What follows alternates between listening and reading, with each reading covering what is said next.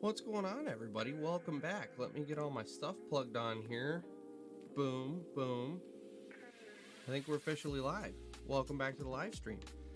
It's been a little bit here. So we had the holidays. I hope you guys all had a great Thanksgiving with your families, and you guys were able to kind of relax a little bit, get a little, let's not knock my monitor off here. That would be dangerous.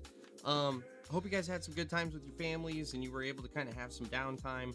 I know for those of us up here in the north, we're pretty much all laid off now because of winter weather, which is fantastic. In fact, I was talking with a couple of subscribers before we went live here that are going to be out on snow duty later tonight. So good luck with that. I don't envy you at all, even though a bunch of you guys are pushing for me to go plow snow so that I can make videos about plowing snow. I'm going to have to suck it up at some point here and just do it. But anyways, really good to see you guys. I'm glad you guys are here. So yeah, let's pop into the comments here. Richard Vincent, which I did notice, Richard, you were like 30 minutes early on the ball. That's always awesome to have somebody that's that hardcore on the ball. Excuse me. Drink. We'll get to that in a second. Get away from Michigan. Had a good Thanksgiving. When are you going to Texas for work? Was that where you were last week? That's a lot of questions, Richard. So let me back it up. I went to Texas. I was down in Texas for a week and a half. I actually went down, and if you guys are familiar with Soldier of Dirt on Instagram, which he just shut his Instagram off for a short bit to kind of take a break, but if you guys are familiar with Soldier of Dirt, he's from the San Antonio area, which is about a 2-hour drive from where my folks moved to. So while I was down in Texas, not only did I do the project for my sister and my brother-in-law, which was just kind of a little family project. I didn't do any filming or anything. But I also drove all the way to San Antonio and got some footage. You guys may have seen it on my Instagram if you follow. If you don't, you should. It's at Diesel in Iron is my Instagram handle. You can tell I use that one all the time, can't you, with how smooth I delivered that? Diesel in Iron. Diesel and the letter N. It's not an ampersand or anything. Diesel in Iron. Anyway, I digress. Sweet Jesus, we're getting off topic already. This is dangerous.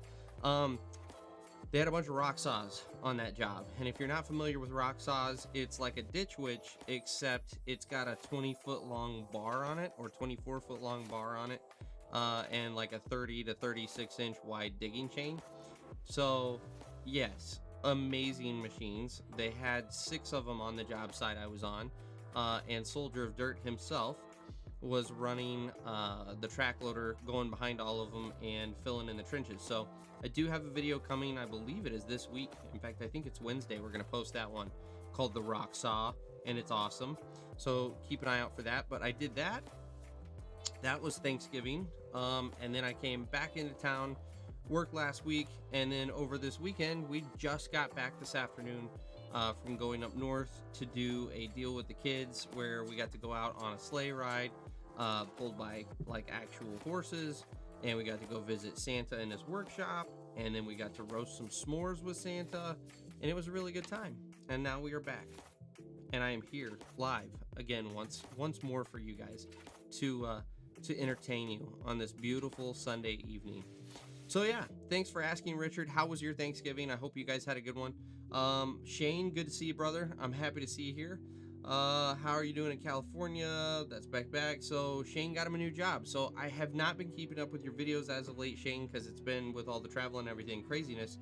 Tell us a little bit about your new job and why the switch, just out of curiosity. Because if I remember right, you had been with the company you were with for quite a while, if I remember right, but I could be wrong there. Let's see here. 870G, so you're on a big hoe. That's awesome. Andrew Ruggiero. I'm not gonna pronounce it. Good to see you, man. It's been a hot minute since you've been in one of these things. It's really good to have you back, brother. Appreciate it. Richard, we had a kid go crazy at a local high school in northern Oakland County here in Michigan. Yes, I'm right up the road from you, Richard. That was, in fact, believe it or not, the homeschool group that my kids are a part of is actually sponsored by Oxford Schools. So we were actually getting live email updates as it was going on. So if you guys haven't heard, we had a school shooting here in Michigan, just outside the Detroit area. I think there were 4 kids that were killed. The shooter is in custody. His parents tried to flee the country, but they sound like they're really just a couple of idiots. So they were unsuccessful. They are now in custody, and I saw this evening they have officially been charged with manslaughter. I don't know what they're going to charge him with. It's just a giant mess of a situation. So sad deal all the way around. But that was this past week. So Bobby Wheeler about to get blown away in Sioux Falls, Indiana. Boy needs to get home. Oh, Sioux Falls, man, that's gonna be cold. Good to see you, Bobby. Jonathan, good to see you, man. You missed 3 streams in a row, but finally got ready to learn more when I began my journey into the industry. Ask away, brother. That's what we're here for. Glad to have you back. Hey, look at that, Soldier of Dirt. I just get through talking about him and he shows up. So that's Al, guys. Albert, good to see you, man. Thanks for coming and hanging out on the live stream, brother. Appreciate it. Nick, what's happening? I finally went live. Nick was one of the ones that was pestering me to start the live stream early on the phone while I was trying to get all my gear prepped because I've been out filming with it and I have to reset it all back up in here. And Nick's like, well, just go live now. Because, yeah, Nick, I can just throw this whole thing together in a matter of seconds for your entertainment and your viewing pleasure. Come on, man. Come on. Ambitious, what's up, man? How's it going? I know I've asked it before, and I probably told you I'm going to forget. What is your real name? I'm going to try to remember. I'm going to try. No promises. Thanks, Shane. Appreciate it. That saw you posted on Instagram is nuts. Yes. Yes, those rock saws are incredible. They're like, I don't know, if I had to guess, you're probably around 700 horsepower in each one of those machines, and it's all focused on driving that chain. They're unreal. The biggest one they had on that job site, which Albert would be the one to really know. He could tell you better, but I want to say it was a 24-inch bar on it. That was 24-foot bar. Or at least she told me that was the max cut depth they could do. So yeah, they're absolutely insane machines. I think the smallest one they had out there was probably like an 8 or 12 foot cut. So they were unbelievable. So anyway, let's see here. Doom. Yeah, Albert, it was a blast being down there. I do miss that warm weather because we were up north this past weekend in northern Michigan. It was 32 degrees and we had about a 40 mile an hour wind coming off of the Great Lake. It was slapping you straight in the face. I couldn't feel my face. And just out of curiosity, I hopped on my phone and looked at the weather app for the Austin area there in Texas, and it was a blistering 73 degrees and sunny, and I immediately just wanted to cry, except my tear froze as it exited, so you got that going for you. Let's see. Ambitious, when's the next Sweat and Grime podcast? Any way you think you can get Elite Earthworks or Dirt Ninja? So that's actually a discussion. So to answer your question, the Sweat and Grime podcasts come out every Tuesday night at 7 p.m. Eastern time. I try to do it late enough that a lot of you guys won't ruin it for the next day. It'll give you something for in your cab the next day, but I'm okay if you want to ruin it. I'm okay. So yes, Tuesday we will have another episode coming out. And we're posting every Tuesday. So if you haven't subscribed to it, we actually have been coming out with posts consistently, or episodes, I should say. As far as getting Elite Earthworks or Dirt Ninja on, I'm absolutely going to fire those guys up. I'm going to try to get Let's Dig on Chris. I'm going to try to get him on as well at some point. I feel like we just need to build a little clout first before those guys really take me seriously when I approach them. But for God's sakes, you guys know me. It's not going to stop me from trying. So they are on my list to contact. We're actually, it's funny because I thought we were going to have a hard time finding guests, and it turns out we're actually really, like, we've already got 5 or 6 guests in the queue. Jackson Alonzo, you'll see him, I'm sure, pop in. If he doesn't tonight, you've seen him before. He's going to be on talking about the landscaping side of the industry.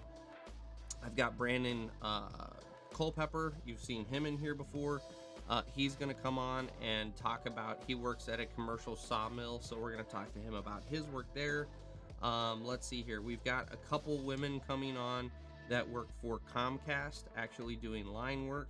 We're going to have them on. I think we record that one a week from yesterday. So next Saturday we record that one. It's probably going to be 4 or 5 weeks before it actually drops. So yeah, we've got guests out the wazoo, which is fantastic. I love having guests on. I love picking people's brains. So it's coming, man. Stay tuned. I'm glad you guys are liking it. I really am. Because when we started this whole thing, it was like, you feel really awkward, you're not sure how people are going to receive it, and we're super nervous about throwing it out there. And so far, we've gotten nothing but positive feedback. So I will ask a favor of you guys. First of all, if you haven't listened to the podcast, do me a favor, head over to Spotify, head over to Apple Podcasts, head over to any podcasting app in the Google Play Store.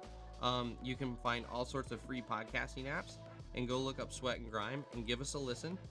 And then if you like it, tell some friends, because that's really the best thing that's going to help us grow that to where we can actually start doing some big things with it. Is we've got to get the subscribers, we got to get the listeners. So if you guys can tell some friends and get them hooked on it, that would be like awesome.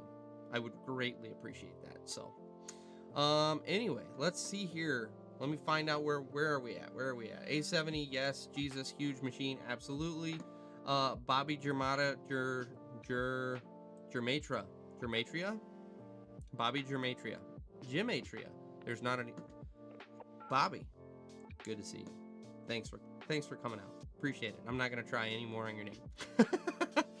Went to the UP this weekend as well. May have crashed my car, but I listened to most of your podcasts on the way back. Well, Connor, first of all, it's good to see you, brother, and I appreciate you coming out. Secondly, tell us a bit more about you crashing your car. I'm intrigued now. And then thirdly, thank you for listening to the podcast. I genuinely appreciate that. I really do. It really pumps me up that you guys are enjoying the podcast. It's a great time. Okay, I'm with you, Shane. So you just switched crews. I'm with you. Okay. Nick, I'm sorry if I missed you already, but go to bed. I understand, man. You got snow coming. I would be going to bed too. So it was good to see you, my friend. It really was. For as much shit as I give you every one of these, it's good to see you, man.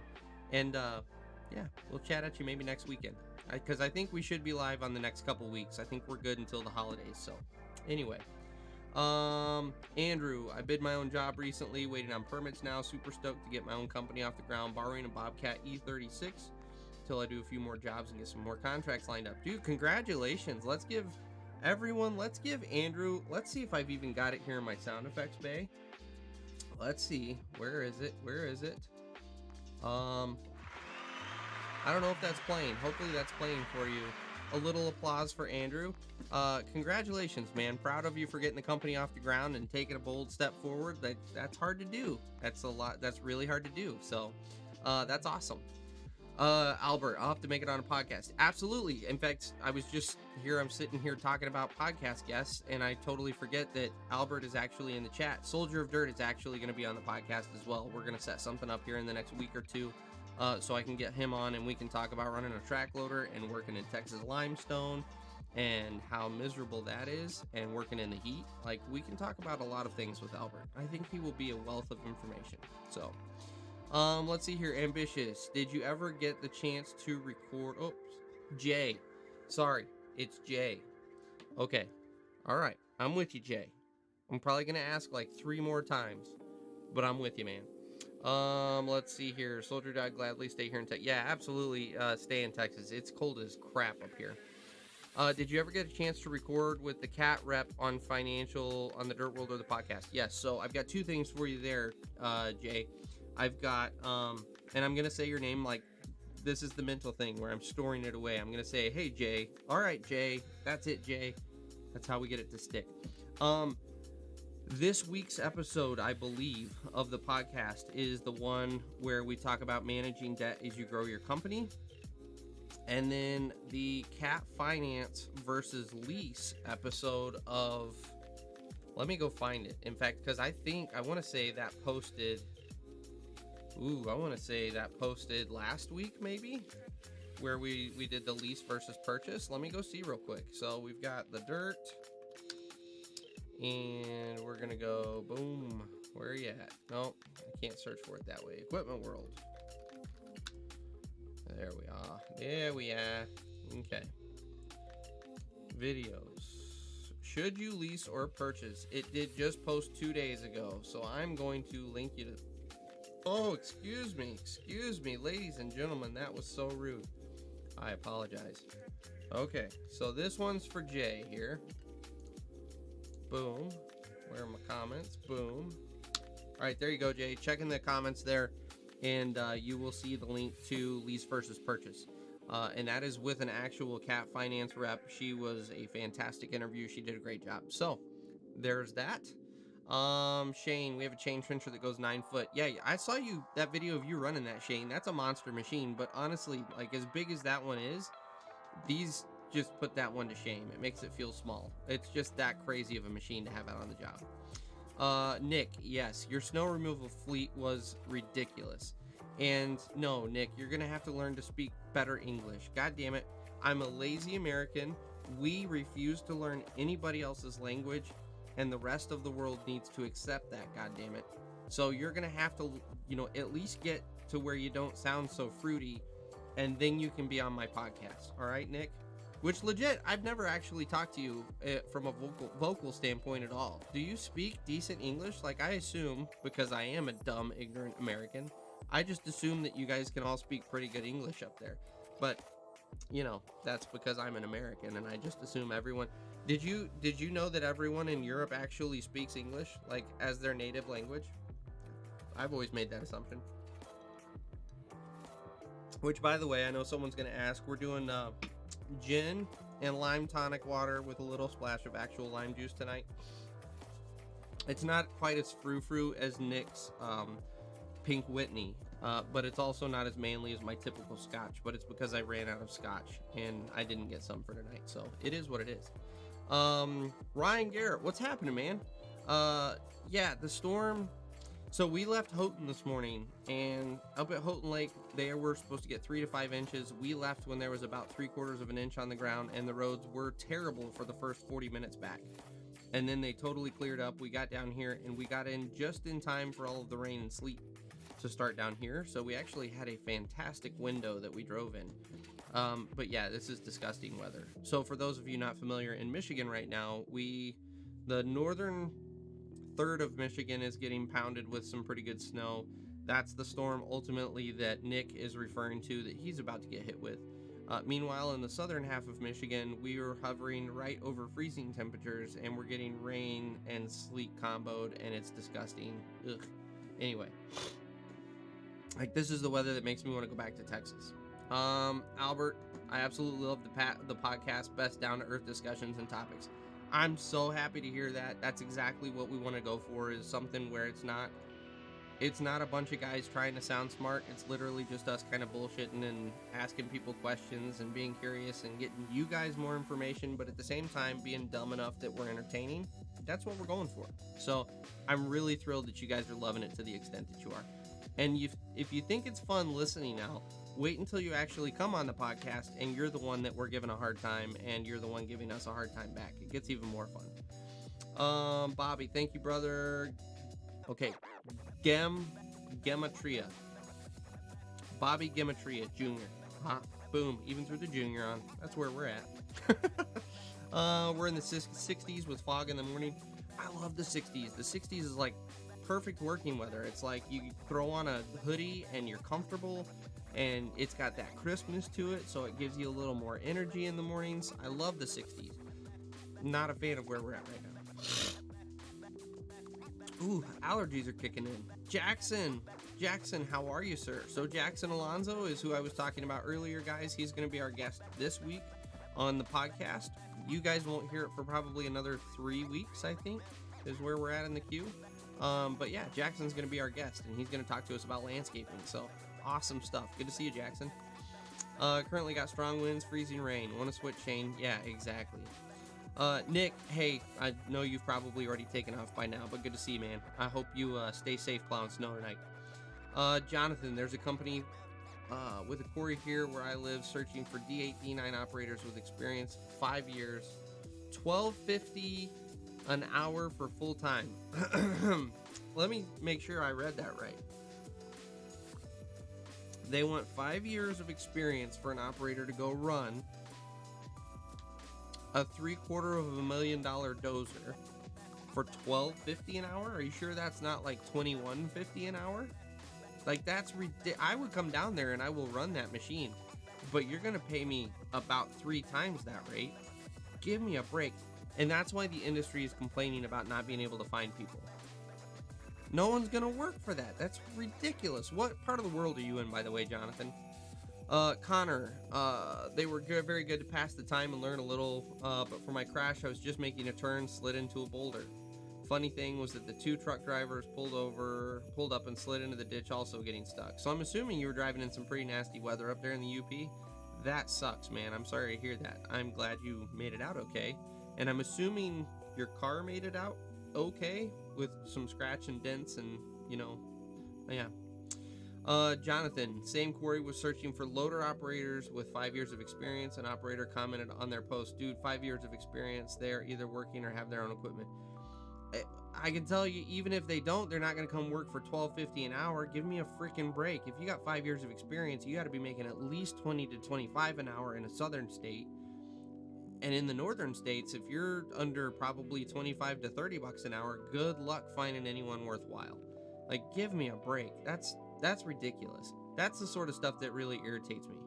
So you sit there and hear these companies talk about how nobody wants to work and you just can't find anyone because they're all sitting at home on stimulus money. Really? You're offering $12.50 an hour for someone with 5 years of experience to come out and run a $750,000 machine? Give me a break. Anyways, Richard, you should buy lightly used equipment. Yeah, yes. So if you want my personal opinion, obviously go watch those videos. But if you want my personal opinion on what kind of equipment you should buy, get into a machine that's 1 or 2 years old, has 1,500 hours or so on it. And the reason I say that is because you still get that kind of new-ish plastic on the seat feel. But at the same time, I can tell you from selling equipment, it doesn't matter who you are and who the manufacturer is. Every machine coming off of the line that goes straight into the field has some quirks and issues. A wire connector didn't get plugged in and wiggled all the way tight to clip. One of your hydraulic fittings somewhere didn't quite get torqued down the way that it needed to, and over the first 200 hours it works itself free. There's just all sorts of little things. It's not anything bad about the machine. It's just the machine has never seen any real job site work, and so you have all of these little things that come out that they just simply can't simulate in the factory when they're going through their checks. And so what I always tell guys is go find a machine that someone, bought it and then they either needed to upgrade quick or they're going out of business or whatever that is. Find something with low hours that's only a couple years old. They've already worked all the kinks out of that machine, and you can get into pretty much a new machine, still get 5 or 6 good long working years, maybe even 10 if you're really gentle on it, depending on the type of work you do. And you have a really solid machine for the duration. So that's my personal advice when it comes to buying a piece of equipment. Let's see here. Should make a short video of your weather. Whew, Shane, but that involves going outside, and I try to do that as little as possible right now. I will say, when we finally, and it's just a matter of time, but when we finally get a good snow through, regardless of whether or not I find myself in the seat of a loader, I am going to go out on some of these bigger parking lot jobs and get some footage of the guys plowing snow at night, because that'll make for some cool shots. You guys have been really, really wanting that footage, so I'm going to suck it up and do it this year. I've been putting it off because I hate snow, but I'll do it for you guys, so we'll do that at some point here. In fact, I may actually bring my editor out. He films also, and the two of us may go hit a couple job sites and get some really good footage for you guys. So we'll do it at some point here, Shane. Albert, looking forward to it. I'll discuss track loaders, rock saws, and clearing trees, and even what happens when I run into bees. Absolutely. We want to hear that story, and we want as much swearing as possible when you're talking about how miserable that was. Hang on. What was it?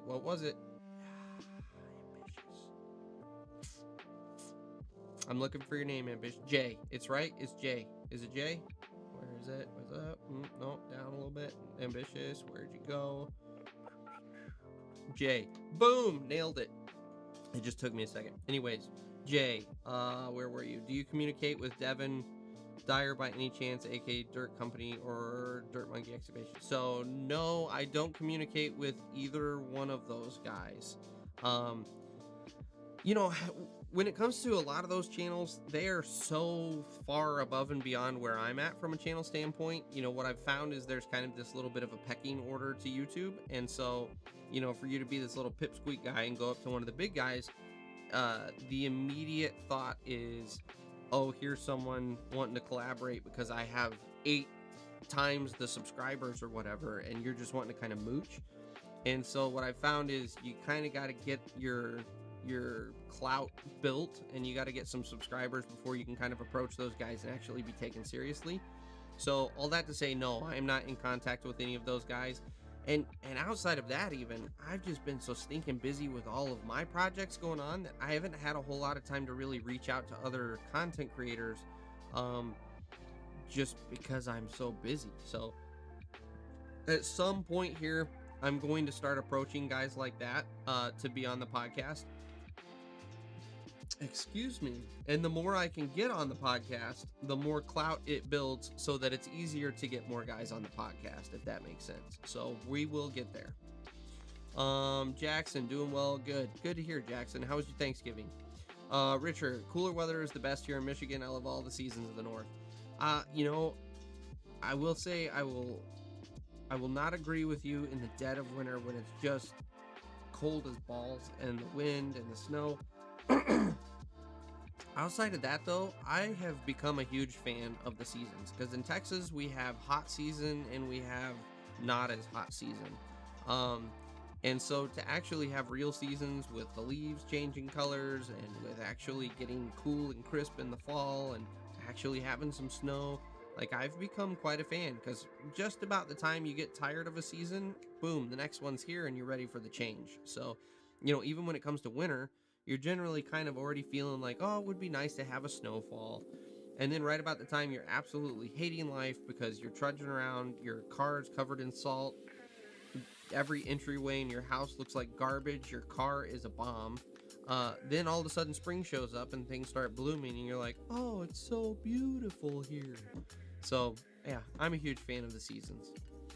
That's about what contractors offer here in Texas. Yeah, unfortunately, I will say, when I was working for Ranger, I started at $12.50 an hour. That was a starting wage. And I want to say their blade operators were making like $24 an hour. So still significantly lower than it was in the north, but at least they were paying some reasonable money down there. But yeah, $12.50 an hour is, that's ridiculous. So, oh, that's right, Jonathan, Puerto Rico. I totally forgot that we had that conversation before. Yeah, absolutely. Running a D8 or a D9 for that low of money is absolutely laughable. Like, who's gonna do that? I'll go do something else for that kind of money. I could go flip burgers for that kind of money, instead of run a $750,000 machine with some jackass screaming at me from a white truck. So, no, thank you. Agreed, Jackson. It is the crappiest pay ever. And Andrew, yeah, exactly. Dairy Queen's paying $14 an hour. Yeah, absolutely. There you go. Connor, if we're going to talk about snow, look up a Holder 9.78. They are amazing at plowing sidewalks and salting them at the same time. That's what I used to run. Oh, I think, is that those little carts that you ride on? So what is it? A Holder 9.78. All right, so let's head over to the browser, guys. Let's see here. Web browser. And let me make sure you guys can still hear me, which you can. Okay, what was that called?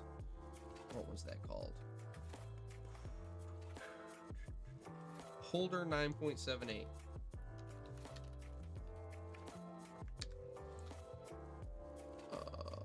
Yeah. Oh, this is not the machine I was thinking it was. That's a badass little tractor. Is that what you're talking about? That's a 9700, which I'm assuming is just an older model. Those are slick little tractors. Oh, okay. So they went to an articulated model. Okay. I haven't seen this particular brand, but I have seen a competitor to it, and those are slick little machines. In fact, I went to a bid letting on one when I was selling equipment, and where am I going here? Main camera. There I went to the bid letting on one, and unfortunately I wasn't able to sell it. We didn't get the bid, but yeah, they're awesome machines. I had no idea those things existed, but they're awesome for municipalities. They're cool little machines.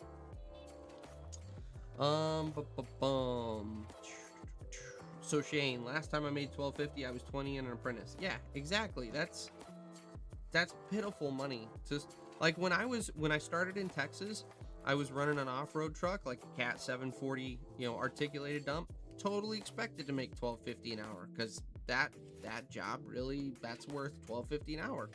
But when you start getting into where you're running a large dozer in a production environment, and you've got to have skill and you've got to have seat time, especially like the thing that gets me even above that, like you could throw somebody in a D8, D9, because at the end of the day, the larger the dozer, technically the easier it is to operate. Now, you're going to screw a lot more expensive things up if you don't know what you're doing in a D8 or a D9, but at the same time, you're not having to carry grade like you are in a little finished dozer, so technically it's easier to operate.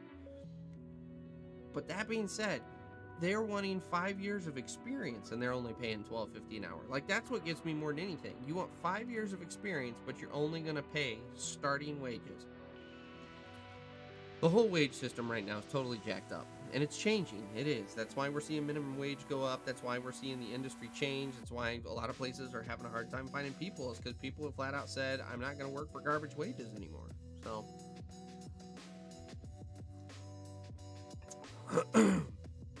sorry, I don't know why I'm drooling all over tonight. Salivate, maybe it's the lime juice. I'm salivating like crazy, and I'm like, anyway, let's see here. Jackson, where are we at? If you're gonna be filming snow plowing, just get a thermos of hot chocolate, tea, coffee, and you're all set. Unfortunately, I would love to say I would be all set, Jackson, except that when I'm filming, that means I'm out carrying this camera that you're watching me on a gimbal, running my ass off trying to chase a loader through, pounding snow, while not falling on my ass and freezing my hands and fingers off. So unfortunately, a thermos of coffee and hot chocolate I don't think is going to cut it, because on top of that, I'm a southern boy with very thin blood, and so when I get cold at 40 degrees and I'm out there in 16 degrees or -2 trying to film a loader at 30 miles an hour, but thank you for the suggestion. I do appreciate it. Merrick, what's happened? Do you ever just have your mouth just totally turn to mush? I'm sorry, let's try that again. Merrick, what is happening? My weekend was good, thank you.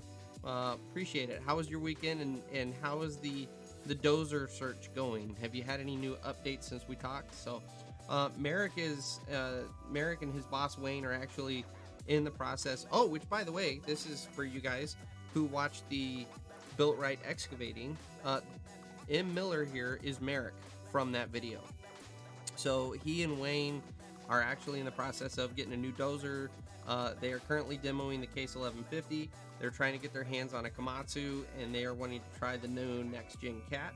So we had a little discussion over the weekend about that whole process. So I'm sure you haven't had any new developments, because it's been like 2 days and it's been a weekend, but maybe it's just the spirit of the question that I'm interested and engaged and invested in your life. We should just take it at that. Because the more I think about it, there have been no new developments, because it's been 3 days since I talked to you. Yeah, exactly. Shane is referencing when I was talking about being the small YouTuber and mooching off of the big guys. That's Shane. As soon as he latched onto me, he was like a leech. He was just like, hey man, we should totally do more stuff together. So I'm just kidding, Shane. I'll give you some crap. Jackson, my Thanksgiving was great. My family flew down from California and we had Thanksgiving at my house. That's awesome. So you're up in Washington, right? If I remember right. That's awesome that they flew to see you and you were able to host Thanksgiving. That's really cool. Yeah, Shane, exactly. If they viewed any of the paychecks from up in the north here, where there's a union presence, like they would poop themselves. Let's see here. Reminds me of the Ventrac. Yes, Jackson, that's exactly what I thought. The one that we sold was McLaren or McLean. Yeah, I think it was McLaren.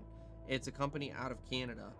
And same exact thing as the Ventrac. It's a little articulating sidewalk machine, and you can put all sorts of attachments. You can do brooms, you can do vacs, you can do mower decks, you can do a snowblower, you can do the 6-way blade on it. Like, it's got so many attachments.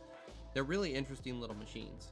So, well, there you go. Shane said he's got a Q&A video. So yet again, he's come over here, and he's got like, he's slowly migrating you guys over to his channel. He's like, hey, I've got a video on that. If you head on over to the Lever Monkey channel, which, by the way, Shane, go ahead and throw a link to your channel in the comments. For those of you who don't follow Shane, absolutely go follow him. He's a great resource especially if you're into underground work. That's actually how I hooked up with Shane. Is I commented on a couple of his videos because he does a great job of actually talking you through what he's doing while he's performing underground work. So, Connor, 145K new. Yeah, that sounds about right. I think in that bid, it was the machine and a snowblower, and I can't remember if it had a mower deck or not. I want to say we were right around 150, 140, somewhere in there. So, Sean, good to see you, man. It's been a while, right? I don't think I've seen you in a while. Good to see you. Unless you've been here for the past couple ones, and then I'm sorry that I'm an ass and I don't remember you coming into the live stream. But anyway, last time I made 1250, it was 1984 and 16. Thought it was great. That's it. Everyone's confirming exactly why no one in the industry can find people that want to work. It's because you're paying garbage wages. So, I can't wait for a little bit of frost so I can stop shoveling tracks so much. Amen to that. That is one of the primary reasons I am not sad I don't work in the winter anymore. I hated shoveling, especially when you got into that, like, right as it's starting to freeze, so it turns into that super thick, like it wants to stick to every surface, and you spend an hour shoveling tracks on like a 315 excavator. Miserable. I do not miss that. I don't know why my snot is just going crazy tonight. It just started like about a half hour ago. I don't know why. Can't wait. Nope, read that. Last time I was making 1250, I was rolling lawns for my cousin at 15. Yep, that's it. Jackson hand warmers. Yeah, absolutely. So I've got another unique problem that, you know, you guys just know so much about me in my life. You might as well know this. I have an extremely long big toe. Like legitimately my big toe is this much longer than the toe next to it, and it's goofy looking. Like, that's, you know, that's a small problem. Like going to the beach, who cares, whatever. But the real problem is when you're in the cold, that sucker is out there all by itself in my boots, and he gets cold quick. And it is ridiculously difficult to warm that because it's a big monster toe too. I mean, it's a very large first toe. And when that sucker gets cold, it takes everything in me to warm it back up. So hand warmers and toe warmers are my friends when it gets really cold. Shane, get some old Air Force bomber mittens. Yeah, but then the problem is, see, here's where you get into the woes of being a YouTube guy, Shane, which you don't have to experience this because you live in a, you know, relatively mild climate where it's mostly heat. But when I'm running around with my camera gear and I got to access all the little buttons, I can't have this giant bomber mitten trying to stuff it down in there and hit the record button and then maybe change my ISO settings over here and try to, you know, it's just, this is what it takes to bring you quality entertainment, guys. It's difficult, and I'm sorry. So, Jackson, yes, live in Olympia, Washington. That's right, Olympia, because that's where my cousins were at for a long time, which they don't. Come to find out, they're no longer in Olympia. I think a couple of them have moved to Oregon, and then some of them are further in towards Seattle.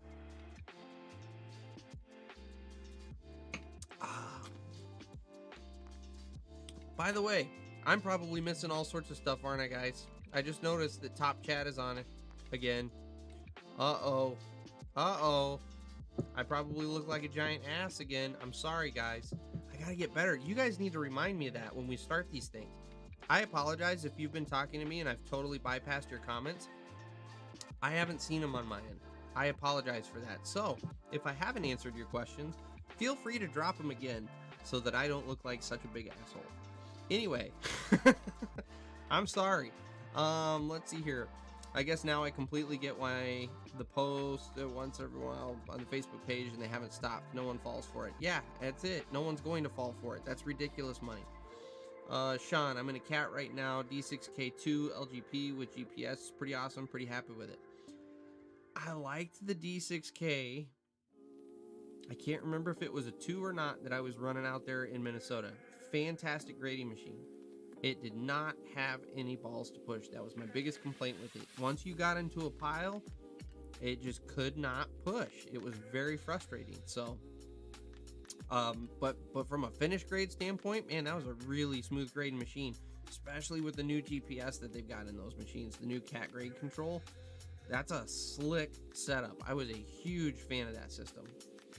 Ryan, I need warmer rubber boots. It's not even winter yet. My feet are already cold on certain days. I had a set of I've still got them. I just need to repair the laces in them. But I got a set of Wolverines that are insulated. I can't remember how insulated they are. I think it's 1,000 grams. Dude, those suckers are fantastic. Like for my big monster toe, yeah. Baby. Merrick, no, nothing new. I did forget to tell you that the case 1150 they got for us is from a lot in Michigan. Just want to rub that in. You did mention that, and yet again, it's an example of said company pulling inventory out of Michigan when we already have this miserable inventory, so that they can go impress you Ohio boys. So, now that we're friends, I'm okay with it. But at the time, nothing made us angrier than watching our equipment fly out of the yard because they wanted to go demo it for someone in Ohio. It's like, oh, for God's sakes, guys. We have 2 dozers on the lots, and you just took 50% of our inventory. So,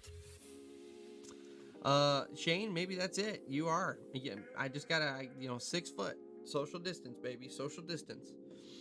All that wisdom went to the toe. You got it, man. And there is a lot of wisdom in that toe. I've gotten comments from complete strangers before on my toe. It like to the point that it's not unusual. Luckily I have a personality where that doesn't really faze me at all. In fact, I'm like, yeah, well, my toe is a fine talking piece. We can have a conversation about my giant toe.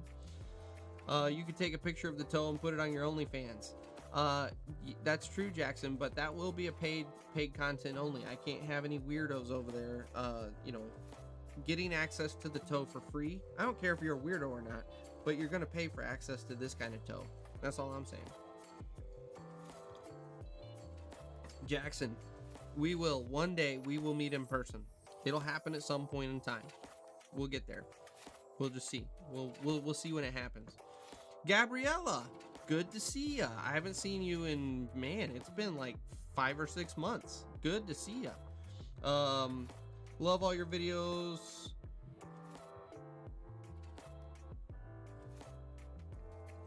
Iron Marrow. I don't know what Iron Marrow means. I'm sorry. I'm trying to figure that one out and I don't. But everything is going well with me. I hope everything is going well with you, because it has been a long time. Like, give us some updates on your life, brother. Like, what's happening? So let's see here. Lever Monkey. I love my Wolverines with the thin slate liners. Yeah, that's what I've got, and they're fantastic and they're comfortable. That's like the biggest thing about them is they're super comfortable boots. I really like those boots. Jonathan, now that you say that, good dozers from that size with great push, not going into D78 territory. So if you're talking that size, if you're going the D6 size, my favorites for like flat out pushing are the case 1150.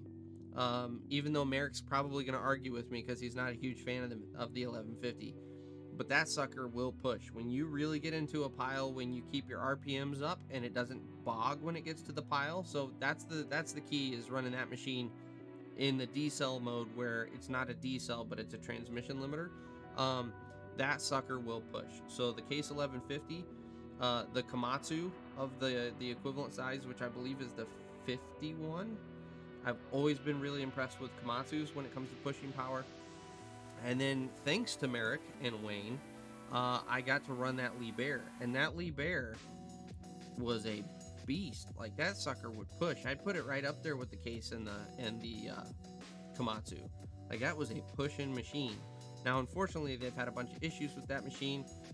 I don't think that's Lee Bear specific. I think they might have had, we all speculate that there was some contamination in the hydraulic tank or somewhere in the hydraulic system, and it's wreaking havoc. They've been through, I think, what was it, Merrick, 3 cylinders on that machine that have failed, and no one has cylinder failures.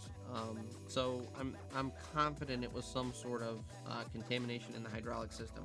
So unfortunately, they've had a bunch of issues with the machine that I'm not convinced are Lee Bear overall issues. I think it's just they got a lemon machine. But man, that is a smooth pushing machine. It's got really smooth grade control, or blade control, so you can grade really well with it. And it's one of the smoothest riding. That's what Merrick and I were talking about. That's one of the smoothest riding dozers I think I've ever been in. It is a really smooth ride. So was a huge fan of the Lee Bear. Debating what kind of excavating company I want to go to next year. I'm torn between underground work and civil work like new subdivisions. Honestly, Ryan, it's, do you want to get into super technical stuff? Because underground's where that's going to be at. Whether you're in a loader or the excavator digging main line, or if you're chasing them, it's going to be a lot of technical operating, which is fun. It's a lot of fun. Or if you go to the heavy civil side, you get to run a lot of the big stuff, because generally you're running big scraper pans, you're running bigger dozers, you're running a lot of the big earth moving stuff. It's not quite as technical. It's a lot more fast paced. That's the other thing about pipe work is because a lot of times you're doing pipe work in an area that's not super accessible, under power lines and, on streets and everything. There are a lot of hazards. It is very mentally exhausting doing pipe work. But at the same time, like site work, it's super fast paced. You're flying around, you're moving dirt as fast as possible. It's all about production. So, either way. So they're both really quality choices, I will say that. Let's see here. What's up, E. Ryan? What's happening, my man? It's been a while. I haven't seen you in a bit here. And why did the comments slow down? My God, we were clipping along for a while, and now it just went radio silent. It's probably because I pissed everybody off because I was ignoring everybody. And again, I'm sorry. I didn't turn on the live chat. I had it on top chat or whatever, which apparently favorites people, and I apologize. Let's see here. Sean, I thought this one pushed pretty well, went right through a full load of dirt, 22 tons of wet clay, and stayed on grade. So that's a K2. I wonder if the one I was running, let's see if I can find a picture of it super quick without, I don't want to obviously play on my phone for the live stream, but let me see if I can go back through my pictures and see what that was. Because I can't remember if it was a 2 series or not. Oop, that's way too far back. Way too far. Whoa. No. Forward. See, this is where it gets uncomfortable because I know you guys are just watching me scroll on my phone. I'm starting to feel the pressure. The pressure. It's building. God dang, where was that? Where's my Minnesota pictures? That was the one I was running with the Shifsky guys. And I believe it was I thought it was a K2. Oh, we're getting close. We're getting close, guys. Ooh, I can taste it. We're getting real close now. Nope. I don't have them. Nope. It turns out I shuffled all of those pictures over to the computer. Oh, no. I take it back. Here we are. We're getting into Minnesota now. Here we go. It was a K2. Okay. So it was a K2, and I wasn't super impressed with it. Maybe you got one with more balls than mine. Did you hang some of those like fake balls off of the back of it? Maybe that's what it was, because mine did not have that kind of power. I was very underwhelmed with the power of the machine. But that's just me. We all have our own experiences, right? And our own preferences. That's what makes the world a beautiful place, is because it is so diverse in its opinions. Sean, Komatsu D61PXI is a really awesome machine too. That is the other machine that I ran out there in Minnesota. I loved that machine. That machine was in I let Ryan, which was the guy that was out there working for Carson and kind of learning to step into that role of being a foreman. I let him have the majority of the seat time because I had run big dozers before. But that one stung a little bit. It was my decision. I let him run it. But that one stung a little bit because I loved that 61. I got to play in it for about 5 hours. And I was putting that thing through its paces, and it was just stepping up to the challenge at everything I threw at it. It was a fantastic machine. I love that Komatsu. Gabriella, my goal is to meet you in person, brother. Your number 0 fans.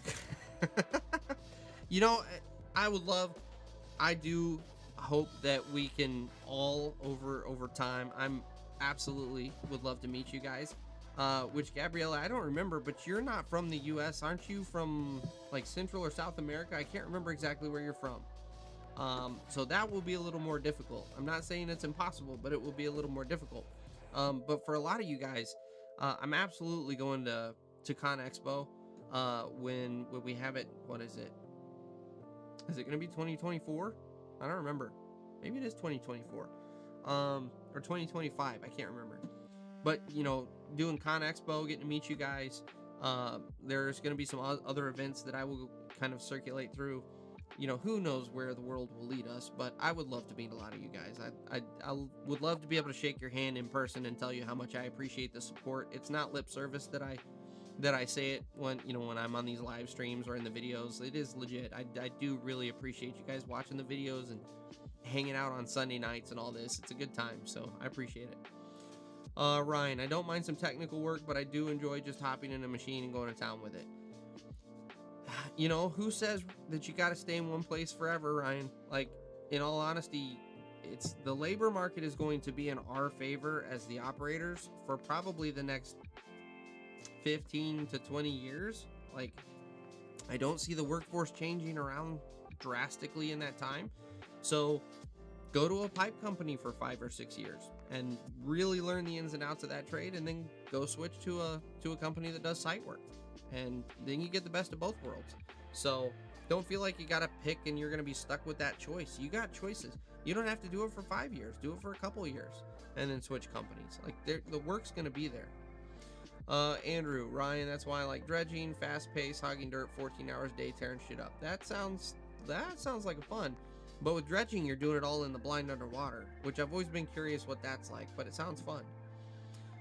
Jay, in the union, the only way to get into civil work, like road construction, bridges, and highways. So you can do the backdoor method, which is what I did. See what I did there? You can basically go get hired in at a company that does the road work, and it's all prevailing wage jobs where they want you in the union. But if you can show your skills off, you can call the BA out. They'll sign you up for the union because they're that desperate for people. So you don't necessarily have to go through the apprenticeship program and everything to go that route. You just need to be very upfront with the company that you're hiring in at that, hey, I'm not in the union. I'm going to need help getting into the union. And a lot of times they'll sponsor you. So, ooh, and then Andrew says, don't ever go union. Ooh, I like it. We're starting to get into a little debate territory here. Ooh. Jonathan, ever operated any old iron, something like a D6C? No, but I would love to, because that's like those are the true operators. Like, we don't realize how easy we have it these days, where we can click a button and then hand off the blade and we're just going to drive forward. And, you know, we are so pampered. EH controls just by themselves, like, I was running a Case 850 the other day, and it's got the old pilot controls still. And I forgot how much that was just rough on your wrist. And so we're really pampered these days. So to go back even a further generation to Like, you got the pony motor you got to fire up before you can fire up your main engine. And then if you want to do anything with that blade movement, the number of levers you got to pull and the timing, and then you got your clutch steering. And I would love to run one of those. I would love to go dink around on one for a couple hours and see how I did at it, because I think I would be an absolute garbage at it. So, ooh, and Andrew's firing shots across the bow. Unless you're into communism and cults. Strong words, baby. Strong words. Shane at Ryan, find a company that does both kinds of work. The job I just hired. The job I just started is a civil job. Yeah, there you go. Flex paid. How do you feel about heavy equipment schools? Only 3 weeks of training. So I've talked about this quite a bit, which, by the way, Flex, never seen you in here before. Thanks for swinging in. I appreciate you being on the live stream. My opinion of all of those trade schools is, why go pay for the knowledge when you can get paid to get the knowledge? In other words, you're going to go pay however much money, or if you get some sort of a scholarship, someone else is going to pay that money for you to sit in a classroom for the majority of the time, get some seat time over the course of 3 weeks, and you will come out of it with this much knowledge in a pool that's 100 feet deep. You have no knowledge, even though you just paid. Versus with the workforce being the way that it is right now, if you're willing to spend some time on the end of a shovel, you can absolutely go get a job tomorrow, and you will learn from the ground up. You will learn every in and out of the industry. You're going to get on the job training, and you're going to get paid to get it. So that's where I struggle with trade schools. It would be one thing if a lot of these trade schools were actually teaching you real job site skills. You know, if they took you out to a field with an excavator and said, okay, we're going to dig a flat trench and we're going to put pipe in, and it's going to take as long as it takes. We're going to be here to help you, but we're going to do this. Or if they took you to a bombed out field where someone had just got through training a bunch of people how to put pipe in the ground, and they put you in a dozer and said, okay, we need this to be nice and flat and level, go. Like, that's how you legitimately learn. But there's not many trade schools that do that. There's none that I'm aware of that really teach that way, like you're doing real stuff on a real job site. And so that's why I struggle with any sort, recommending any sort of trade school. I talked to an instructor, it's been probably a year now, but I talked to an instructor at a trade school, and we were kind of talking through his curriculum. And one of the sections of his curriculum was a week on going through different types of equipment and what they were and what they were used for.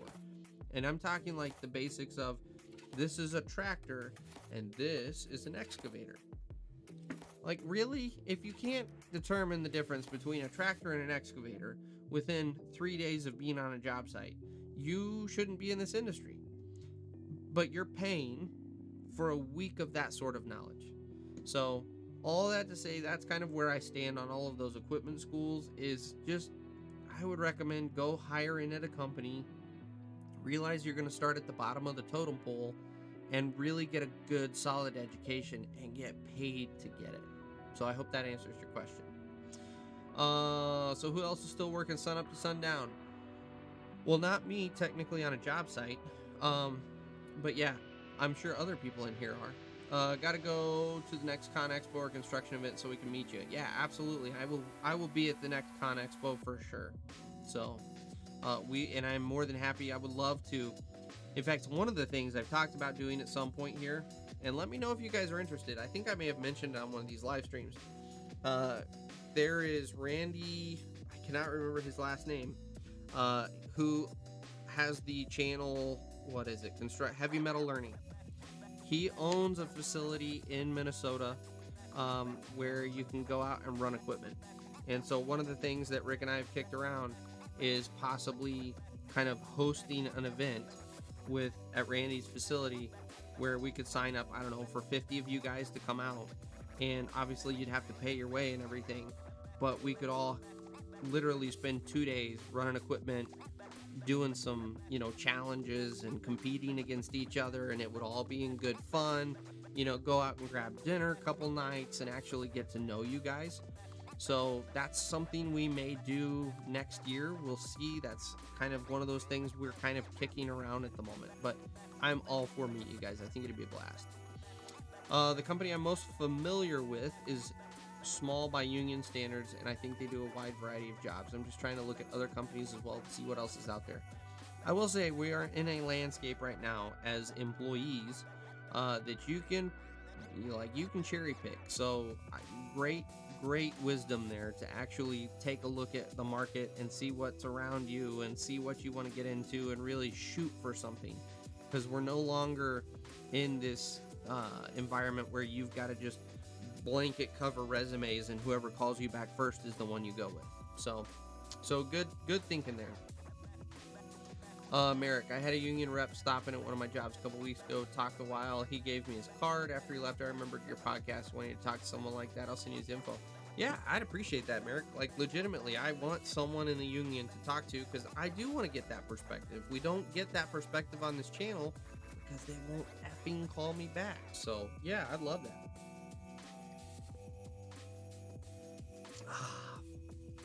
Brian, so Rick always talks about keyboard warriors, but those keyboard warriors could become the next people programming AI construction equipment. To an extent, that's where my common rebuttal to people who are worried about AI taking over our jobs.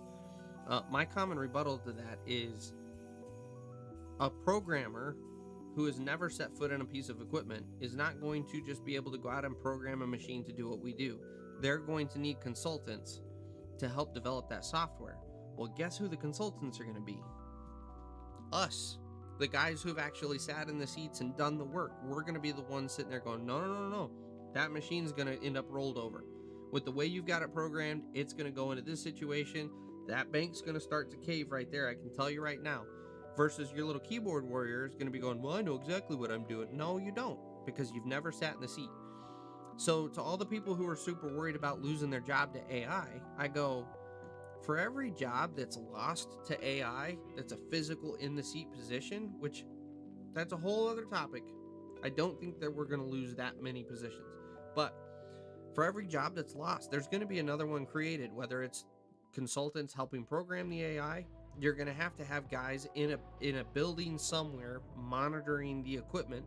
So it could be, instead of you running one piece of equipment like it is right now, you're in this air-conditioned container that's got 5 different machines running, that you're monitoring all 5 machines and making sure if there's anything that needs tweaked, you hit a button so that you're in command of that machine, and you take the controls on your cameras and you get it back out of danger, and then boom, put it in automation mode or whatever. You're going to have jobs like that come along with AI equipment. So we're always going to have jobs. It might not look like what it does today, but we're always going to have jobs. So that's kind of my response to that one, Jackson. Let's see here. So how does that work, starting at a union company without already being in a union? How does sponsoring and stuff work? So the way that works, Ryan, is you hire in, and they know that you're not union. And then they arrange for the BA, which is the business administrator. That's kind of your contact in the union. He's there to help you. You give him a call, or they will arrange for him to come out on the job site. And basically what he does is he says, hey, I just want to verify, how long have you been running equipment? You know how to do this stuff. Yep, I know how to do it. Okay, we're going to give you a 30-day temporary card. And it's going to be a temporary journeyman's card. And it's a piece of paper that's a temporary card. He signs it, and you keep that on you. And then the BA will actually come and check back with the company to verify that you know the stuff that you do, that you're working out, you're doing what you're supposed to. He was supposed to do that 3 separate times. So I was supposed to go through a 90-day trial period. What ended up happening is, after the first 30 days, he came back, and it was very obvious I knew what I was doing and that I knew how to run the equipment, and I didn't need to go through the apprenticeship program. And so I think on his second time around, he actually gave me my permanent journeyman's card, and I just paid in. And you are going to have a fee to get into the union. Most of the time, they'll just take that out of your paycheck. You can opt to pay it outright by a check, or they can take it out of your paycheck, which is what I did. And so really, like, outside of missing, I don't remember what it was, $300, $400 out of my first paycheck, which we were working astronomical hours, so I didn't even notice it. That's kind of how I got in. And now you have a journeyman's card. Like, you are officially a card-carrying member of the union. So And basically the sponsorship is just it's basically the company vouching for you. So instead of you saying, oh, I know what I'm doing, the company goes, yeah, no, this guy knows what he's doing. You legitimately should sign him up for the union.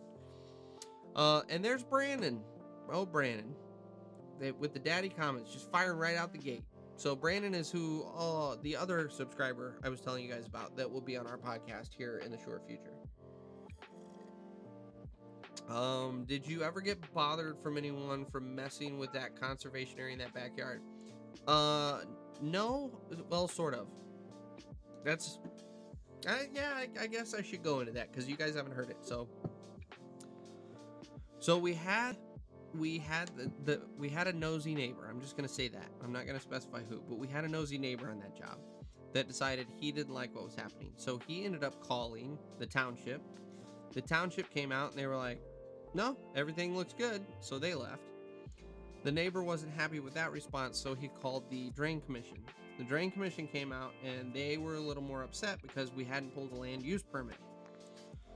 So my buddy went and tried to pull the land use permit, but then they had an issue because, and I can't even remember the whole story, but there was another issue that they were having before we could pull the land use permit.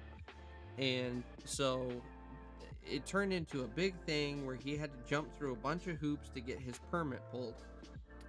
But in the meantime, and this is advice for any of you guys, if you ever find yourself in this situation, if the job is already done, which is where we were at, we were 95% of the way done when they came out and had the initial stink.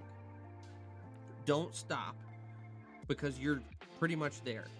So what we did is we actually finished graded the lot because that's all we had left. Like the retaining walls were in and everything.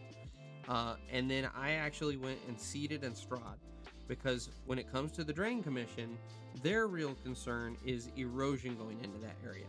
And we didn't have any erosion control down, so they were wanting us to do silt. That's what it was. They were wanting us to do silt fence and all this other stuff.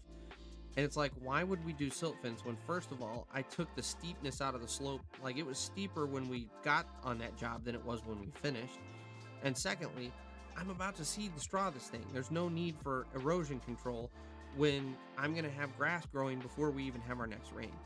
So that's exactly what we did. Is we finished graded the lot. I put seed and straw down. And by the time they went through all of their bureaucratic garbage to come out and verify that we needed erosion control, we already had grass in and they didn't need erosion control. So he basically had to pay a fee for whatever the land use permit and something else was. And then we were all good. So that's kind of how that all shook out. But no, we didn't get in any trouble with anybody that's going to say something. So Jackson, yeah, he's just weird. It's Brandon. You know, I expect it every time. Let's see. Sean, cable D7 with a pony motor and a cable link belt excavator from the 40s, and they both still run and work. That's awesome. I'd love to play in one of those machines. Even just watching someone that really knows how to run those machines, it's, you know, it's an artist at work. It's awesome. Exactly. Brandon is always weird. You just expect it. Yeah. Jonathan, I've seen a D6C work, and even just by watching, I could see how big of a beast those are. Clearing land, and there's barely any trees that can stop them or give them trouble. So that's kind of like the old school tickets. I just read Merrick's post, and it's in my brain now. That's kind of like those old school tractors. They have so much torque. They're not fast. Like all of our equipment nowadays is so much more efficient. It's so much faster. But what those old machines had was two things. They had weight and they had torque. And so, yeah, you could not stop one of those old beasts because they just had so much effing torque. They're awesome, awesome machines, and they're heavy as crap. So, yeah, I love those old machines, but I don't ever get to spend any time around them. So, I'll keep you in mind, Merrick. I will let you know as soon as, if we decide to book that. I need to talk to Randy and see if he'll cut me a deal on the facility. And then, you know, it might be one of those things where we do kind of a deal where it's, okay, here's the price, and it's going to include both days at the facility and dinner at whatever restaurant, and then you've just got to cover airfare and hotel. So, you know, this is a very much a work in progress, so we'll see what happens. Let's see here. Well, Ryan's in too, so okay, all right. So if we get enough of you guys really pushing, that might be towards the end of the winter project as I start arranging to set that up and we try to do it. Here's the only problem I see with it is when can we find time in the season to take 2 days off? We'd have to do it over a weekend most likely. And I'm thinking we might have to do it towards like August. He does have another facility down in Dallas. In fact, I'm thinking that might almost be the way to go. That way we can kind of do it a little later in the season when everyone's kind of slow, but we still aren't fighting cold weather up in the north because Minnesota's going to be effing cold that time of year. But if we're doing it down in Dallas, then it's going to be nice and toasty warm. So maybe we'll do that. Maybe. Flex, thank you so much. I'm going to get into an apprenticeship for 4 years. I paid $8K to go to ATS, and everyone I applied told me they don't understand that I'm certified with very little seat time. That's the other thing too, is they tell you you're going to get a certification. I worked at Home Depot, and I had a physical piece of paper that I kept in my wallet that was, business card size that said I was certified to run a forklift.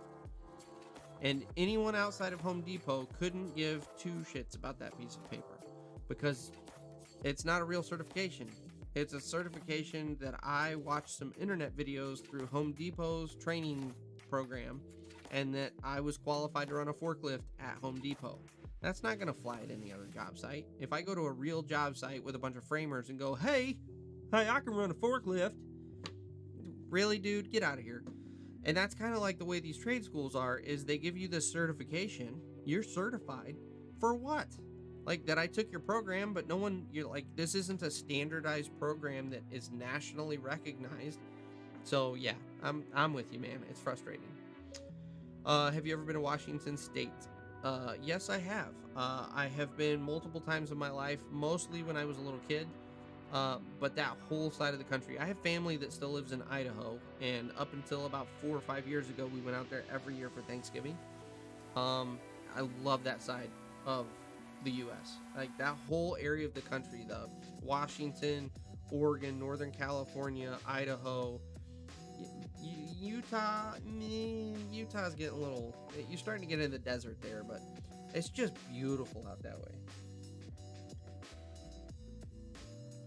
So Jay says he is interested. Okay, so now you guys are really okay.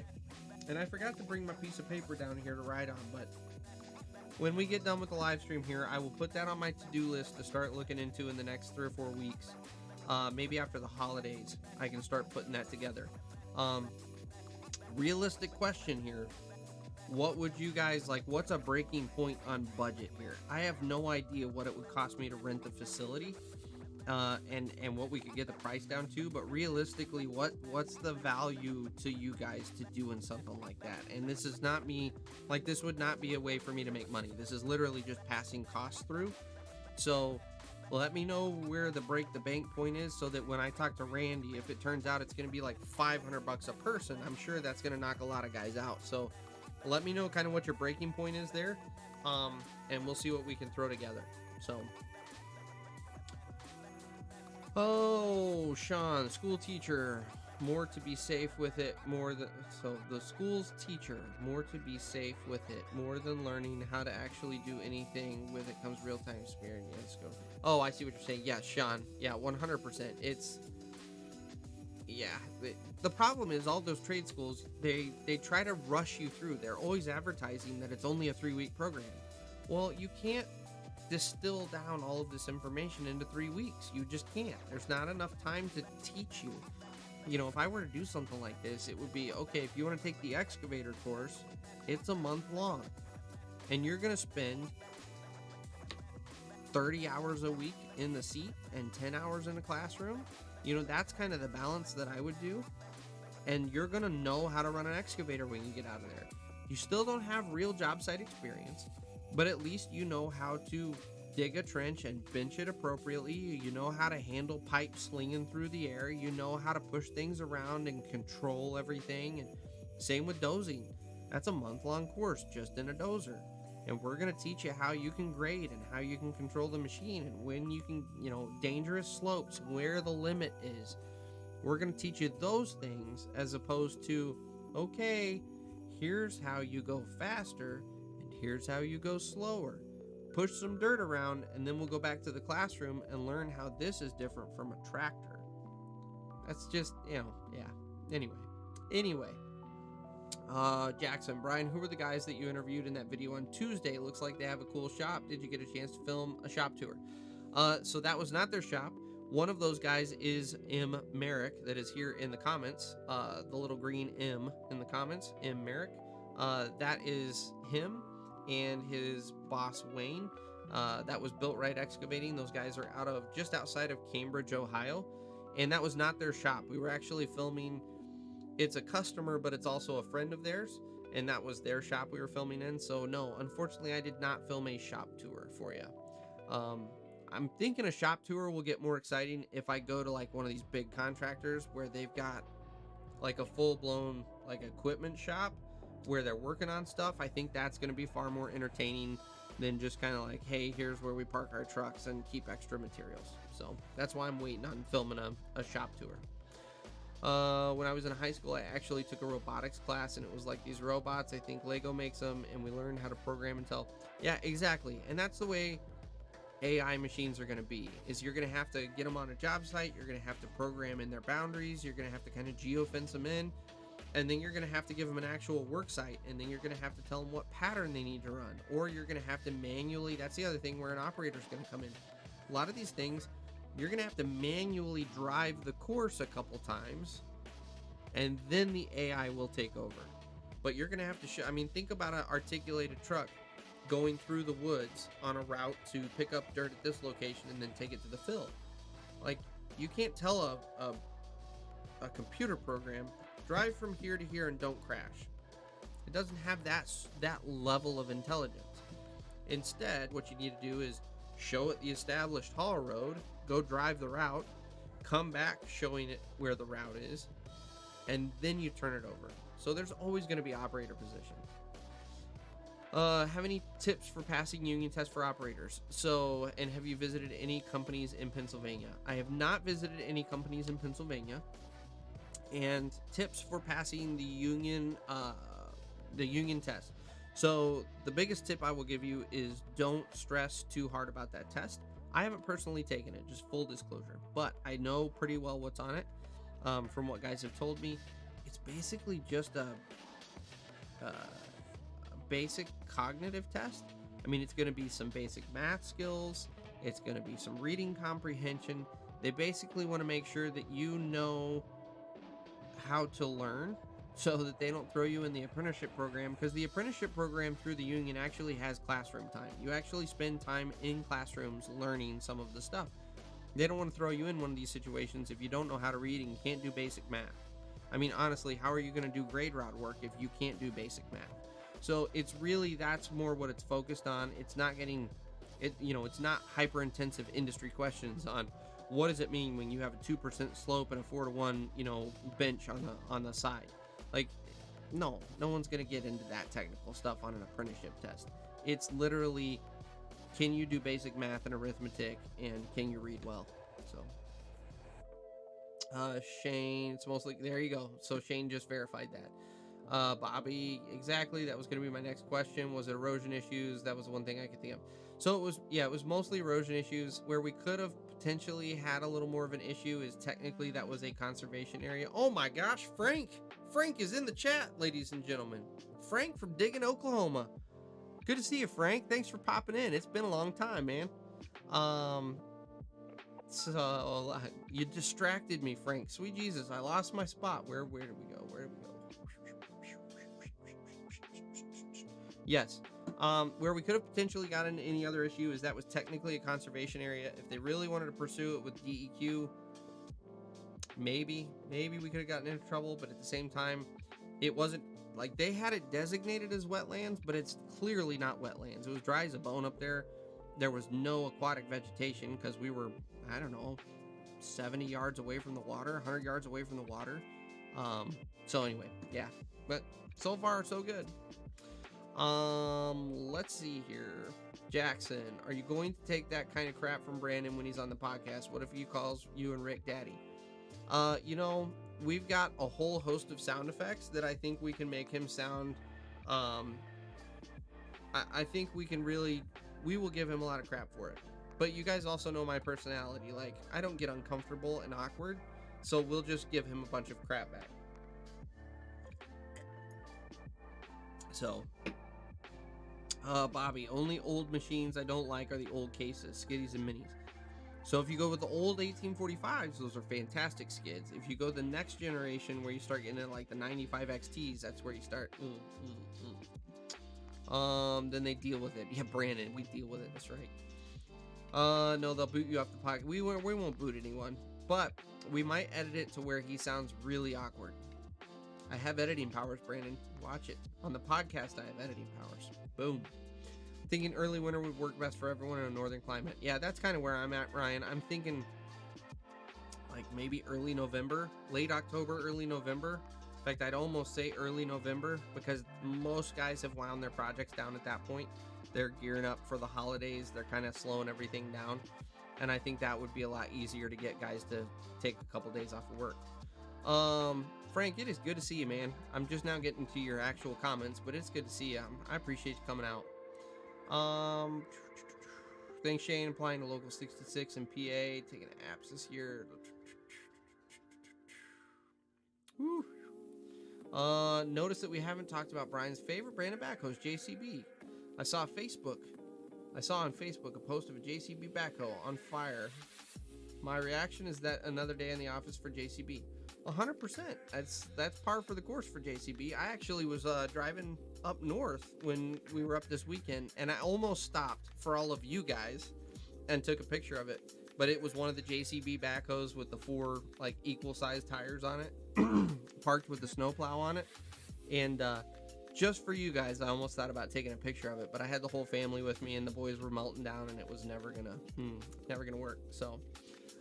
Frank, by the way, how is the dozer coming along? Because I know you've been super swamped with that, with the casino project, and haven't seen any update videos on the dozer. That is a monstrous undertaking. I don't remember if I actually commented or I just thought about leaving the comment. Like, your mechanic skills impress the hell out of me because you have stripped that baby to the bone and then stripped all the components. I would never ever have the confidence to go take something like that on. Like, that is amazing that you're doing what you're doing in that shop.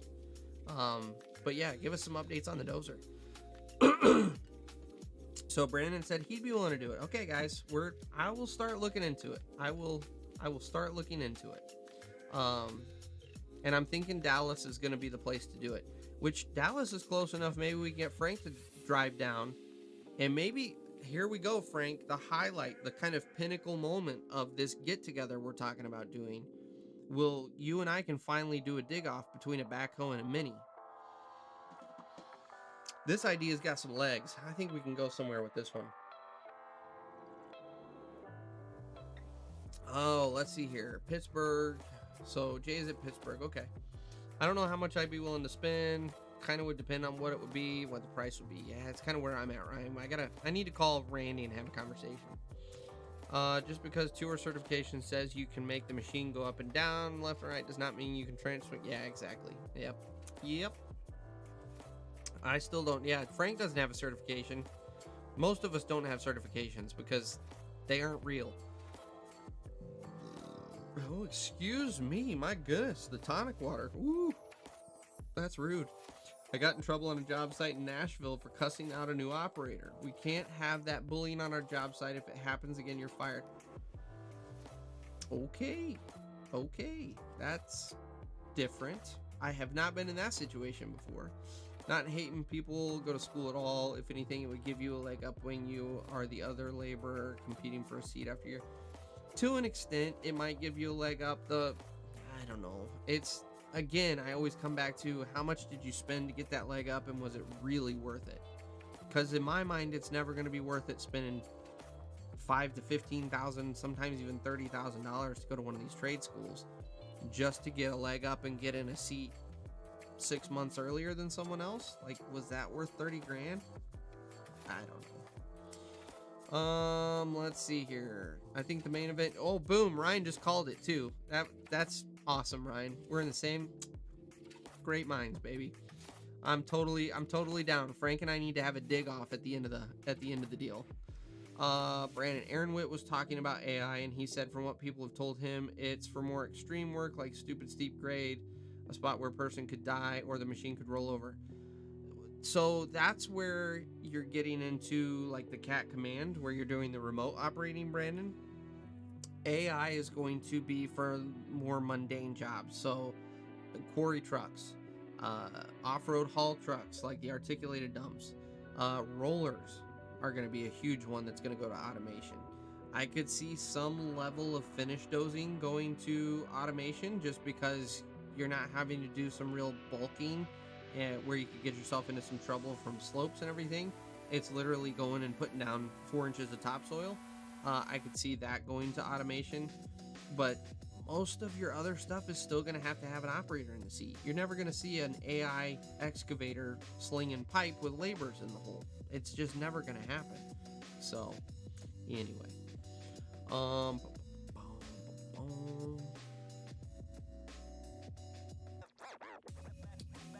Which, by the way, let's do 10 minutes, guys. 10 minutes, because I'm going to go watch a show with my wife tonight. Because we've been gone all weekend with the children, and there's not been any, like, woo-saw time for us.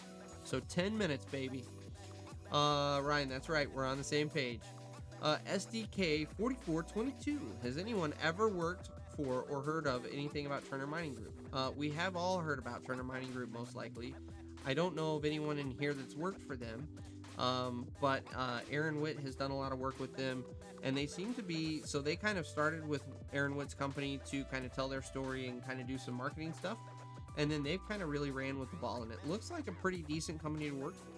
So that's all I can say, but I don't have anything better on that. Frank, those rebuilds going slow. Have all the parts for the engine, but will post as soon as I get some stuff together. Still need to pull the transmission. Man, that's crazy that you haven't even gotten in the transmission, because you've been going through the torque converter, if I remember right. So you've at least got the front part of that whole transmission package off. So, you know, progress. Randy needs to get a JCB on site for the trip so we can all try it. I bet we could arrange something. I bet let me put it this way. If we get enough people to this thing and we can all chip in, we can get Randy to pull some strings on some stuff. So we'll see what happens. Let me make a phone call to Randy here in the next couple of weeks, and we'll see what we can do. Boom. We didn't have to hear all the burping on Shane's live stream. You know, Shane is more of a professional than I am, Ryan, and if you're gonna hold that over my head, you know what? You just go be with Shane. You just go be with him, all right? I don't need you.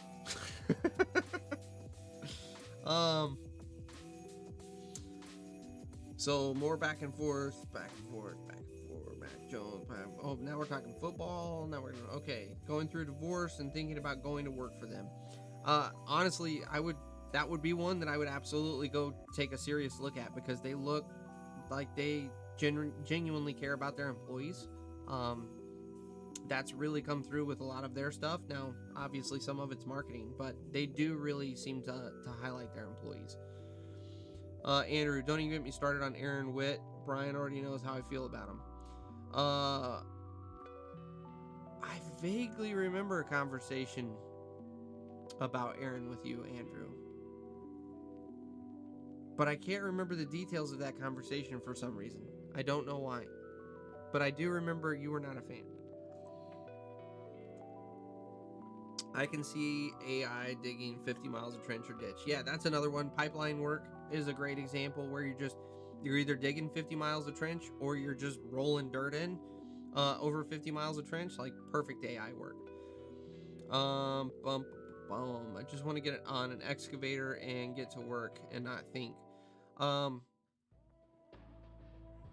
Well, yeah, mining would be the way to go, because that's about all you're going to do in quarry work or mining work is literally pull levers and not think all day. But that's a great time to listen to Sweat and Grime, the podcast. Oh, baby. If you don't know what it is, Rick and I started a podcast called Sweat and Grime, and everyone loves it so far. Or at least everyone's kind of buttering up my backside on it because they tell me they love it. So give it a listen and see what you think about Sweat and Grime. Ding. Let's see here. He's the epitome of, but I have my certification. Well, yeah, I guess so. Yeah. Hey, Jackson, thanks for hanging out, man. Enjoy yourself, and I'll talk to you on Wednesday. In fact, I'll communicate with you in email sooner than Wednesday, so you know how to get a hold of me. Turning Mind Group is a good company. Almost went to work for them. Jay, want to hear your thoughts on him, Andrew? Yeah, absolutely. Yeah, bring it back out, Andrew. Let's do this. Let's listen. Wouldn't be a good live stream without bashing someone. Exactly, Ryan. We've got to rag on each other in here. Yeah, it's part of the dynamic here. And by the way, I want you guys to know full on, if we do this live meetup event down in Dallas, there will be much shit given. So come with your thick skin on, because I'm going to be razzing you guys. And likewise, if I screw up, you absolutely are expected to razz me back. So it's going to be a good time. The more this is like coming to fruition, the more I'm getting excited about the prospect of it. So is Rick going to be a part of our new mining company, Brian? Yeah, Rick's always down. I mean, like, Rick is a fantastic operator. You guys don't get to see him operate that often, but I consider him as a better operator than myself. So absolutely, we can have him along. He'll be a profitable operator. Ryan, look, you guys, calm it down, guys. Calm it down. We can't go shopping for multi-million-dollar pieces of equipment before we even set up a get-together in Dallas. Like, let's baby step our way into this expenditure. So we'll get there, but not tonight. Maybe in a week. We'll see. We need to make a trip to a Volvo and a JCB dealership. Yeah, JCB and Volvo both need to get a hold of me. 5 minutes, guys. 5 minutes. We're closing in on the finish line here. Whew. Volvo HQ is in PA. Oh, I didn't realize that, Brandon. Interesting. SDK, thank you. I do appreciate that. I have to shamelessly plug it because, you know, it would be ridiculous if I didn't. We're trying to get it off the ground, so any support is greatly appreciated. For America. Oh, you're referencing the Volvo HQ, because it just sounded like you had, like, Freedom Tourette's right then, Brandon. Like, out of nowhere. Brandon's just in the corner. America! Good job, guys. Feeling patriotic. We need to find some Volvo and JCB dealers in Dallas. I'm sure you can find them. Man, the Texas, I will say this, when I was down in Texas, that market is booming. In fact, you can find the dealerships. The problem might be finding the actual equipment. That might be difficult to get your hands on because the industry is just blowing up down there in Texas. Ryan Cater, how are you? Thanks for hanging out. I've never seen you in here before. I appreciate you joining the live stream. Now, unfortunately, you've made it in when we only have about 5 minutes left. I apologize, but thank you for coming. I do appreciate you hanging out with us. That trip better be private. If anyone else hears this, they're gonna think there's a domestic dispute. Yeah, that's it. Well, until Brandon shows up, and then they're gonna think it's like some sort of weird, like BDSM like community meetup. Like it would not surprise me at all if everyone's out there. We've got our work pants on, our work boots, and then Brandon struts out in some like leather assless chaps and a freaking gag ball in his mouth. Like, that's Brandon. And most of us in here probably will look over and be like, oh, Brandon's here. Like, they won't even get a rise out of us. We'll just be, oh, that's Brandon. Yeah, that's Brandon. It's fine.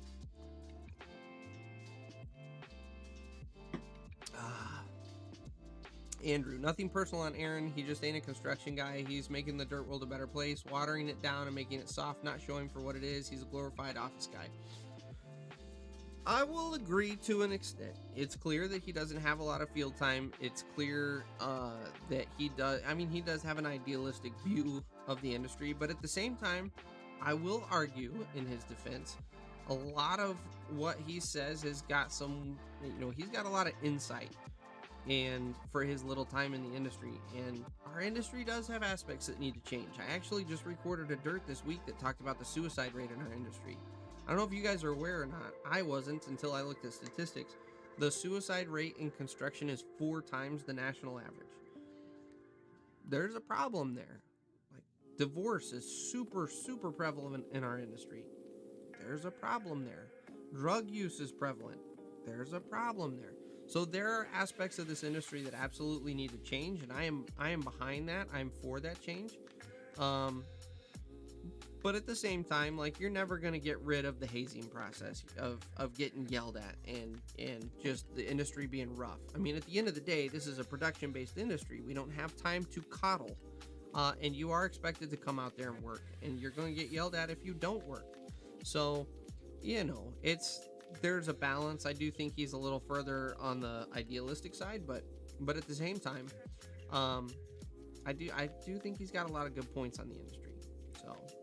So F you, Andrew. Damn it. Jeez, why do you have to hurt our feelings, man? Let's see here. We'll get you a D11. Wait, oh, I'm okay. Somebody draw me a line. We're going to the line, guys. It's line time. We're going to the line, and then we're shutting her down. And I apologize if you fall below the line.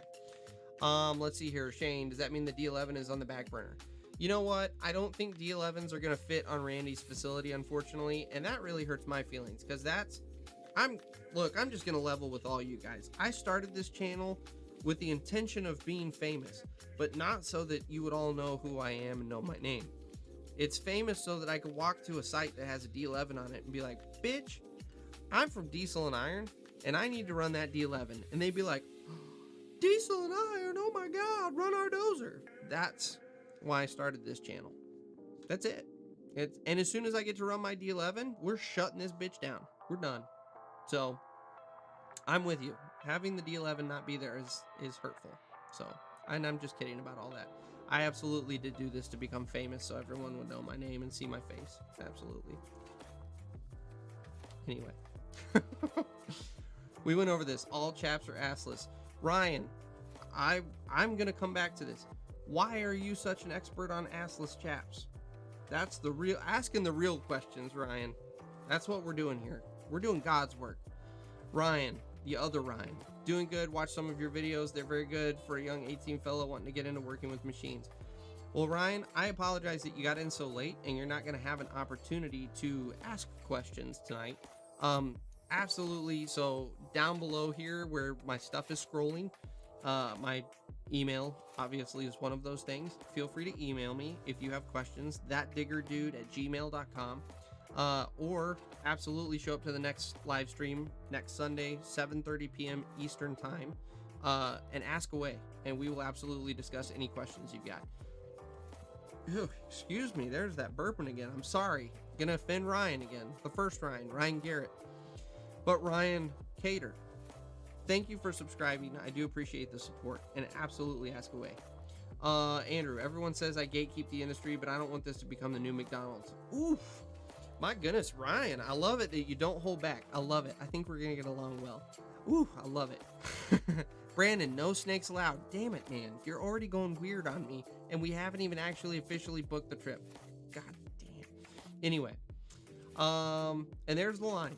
There's one of the lines. We have 14 lines going on. All right, you guys, I'm out.